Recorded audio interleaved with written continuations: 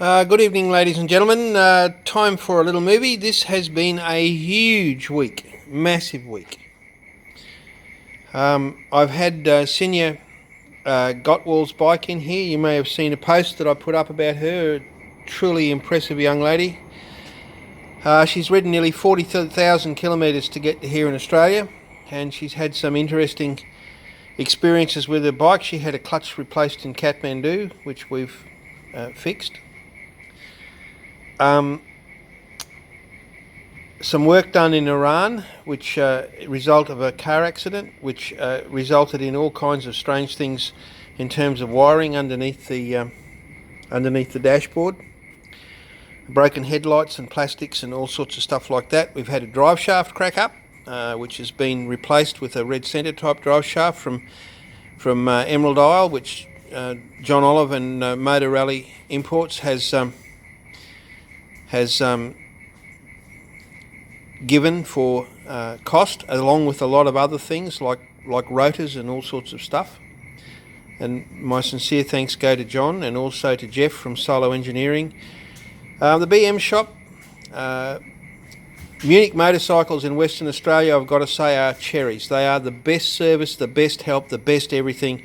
They are great. You can buy cheaper overseas at times, but I'm telling you, if you've got a BMW, you live in Australia, you buy parts in Australia and you do your own maintenance, buy them from Munich. Because if you don't support them, they will go broke like everybody else in Australia, and we won't have that magnificent resource anymore. They are great people, truly great people. So it's been a big week. I'm very tired. We've had a lot of things to fix on this bike, and we're up against a visa that's running out. So this morning, when I thought I was on top of it, I rebuilt the gearbox. It had no circlip in it. Jeff from Solo Tooling did that for me. I got a new brass bush for first gear. It was 1.5 thou too big to fit inside the gear. He turned that down for me. We've done all kinds of stuff. Right. This morning we're doing the tappets, and I went to tension the head, and out came the right-hand top stud. It was already on its way. It was loose and rattling. And at that point I thought I was going to cry, to be honest with you. So anyway, we did the other side. We found it had been helicoiled. We had some issues with the helicoil on the top left-hand side. I backed that out and re-tapped it and put in a 2x helicoil.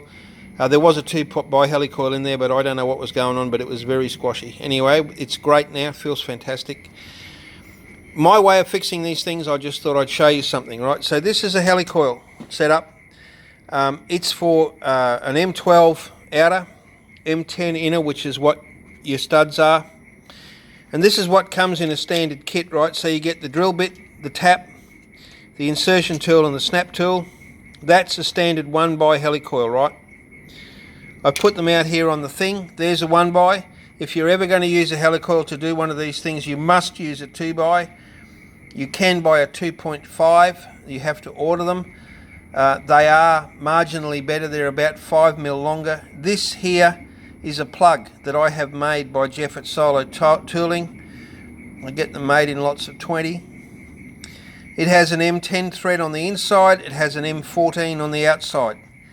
Now there are all kinds of washer counters and arguers and different things who come up with various stories, but before I had this done, I went and saw a structural engineer friend of mine. I did all sorts of thinking about it, and we calculated the surface area on this at a full depth, and I forget the numbers now, but it was miles out in front.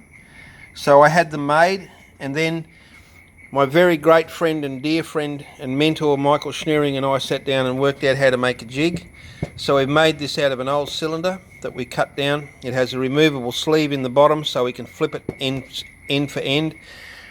And by doing that, we can bolt down on 2 diagonal holes. Where are they? Yep, this hole here takes your tapping drill as a guide. And this hole here takes the tap. So what you do is you set it up vertically like that, because the holes aren't square, they're oblong. You set it up.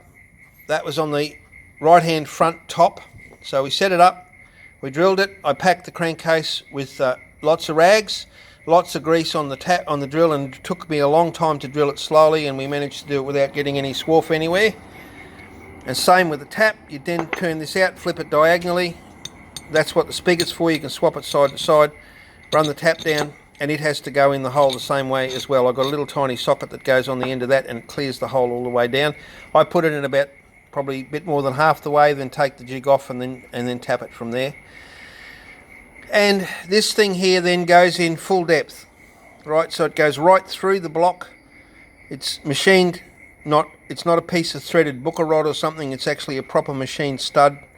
It's been properly cut in the engineering shop. And now I'm going to pause this and I'll show you the outcome. So here we are. There's the insert. What I do is I just cut away the top of it. I don't know if you'll be able to see that. So that when I screw it, I dry fit it first, mark it, relieve the top. Now I could screw it down a little further and clear the hole like a lot of the time certs and that do, but I wanted to have the maximum amount of thread on the sleeve in the block in alloy. So we've only lost maybe half a tenth or a little more of one thread on the top. The rest of it is all full depth all the way through, and it's been put in now with green Loctite. I've had that in my bike for some 30,000 kilometres. I've had zero issues with them. I've also used time certs and big certs. I just think, and I'm quite confident that there are other engineering people who will think that this is a better result. It gives a much bigger surface area for that insert to pull against, and there's still plenty of meat left in the block. So other than that, we've got, hang on and I'll show you. My desk is an absolute shambles, trust me, but the gearbox is all been calculated and ready to go back together. Brand new housing out of Munich's in Western Australia. These ears were cracked on one side here and stressed, and this one was virtually ready to break off as well from being over tightened and over squeezed. Obviously it's a Kickstarter model. We have a new alternator there, courtesy of John Olive again, to go in there. It's got a new diode board, it's got a new rectifier. Down here on my battery, don't mind the mess, hey boy, my shop is a shambles, I'm telling you. So here we are, gearbox is all back together, all ready to be shimmed. The shims are calculated, everything's ready to go together there. That'll be tomorrow, and hopefully by Monday this bike will be out on the road and purring. I've also got the carbies apart. I've just soda blasted and ultrasounded those today. There's a collection of bikes in here in varying states of shambolic display, but anyway, that's my shop.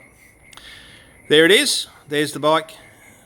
She is leaving. I will miss her. She's quite a charming and lovely lady. She's absolutely joy to have as a customer, and it's probably why she's managed to get 40,000 kilometres around the world without somebody stealing her, I would say. So there you go. That's another week in the Boxer Works. I hope you enjoy this video. Stay well, ride safely. Until we talk again.